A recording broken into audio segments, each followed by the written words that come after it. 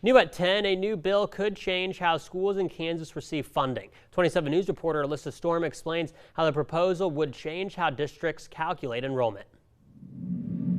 Legislators, educators, as well as those invested in helping Kansas schools met to discuss House Bill 2485. The bill would change the way school districts calculate enrollment, which in turn determines the amount of state funding each district receives. Right now, school districts calculate state foundation aid by using enrollment numbers from the previous year or 2 years ago.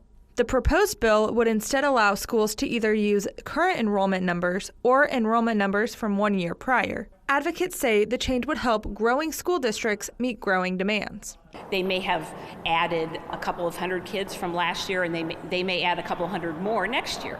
And so they would like to be able to use current year enrollment and not depend on the previous year, which would be lower. As for Johnson County Representative Adam Thomas, he says he sees this change in his own district. Spring Hill is seeing rapid growth, but is paying for that growth out of pocket because they're always playing catch up. Let's say they come in after September 20th. You're not going to get funding for them for 2 years, so you're going to have to borrow money out of your own pocket to pay for them. And so I feel like the formula needs to be corrected in a way so those districts get that funding the same year they get those students. However, the bill would treat shrinking school districts a little differently. If a district closed a school within the last year, enrollment would only be calculated based on the current school year instead of the previous 2 years. The Kansas Association of School Boards isn't picking sides when it comes to this bill.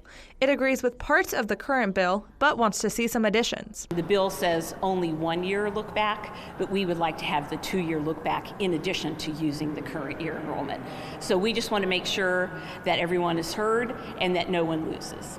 We have to look at this and say, we're rewarding districts that are losing students that through no fault of their own in a lot of cases, but we're punishing those that are doing so well that they're bringing folks in. State Representative Thomas says this is the perfect year to move this bill through because it goes with open enrollment that will start this fall. Working for you, Alyssa Storm, 27 News.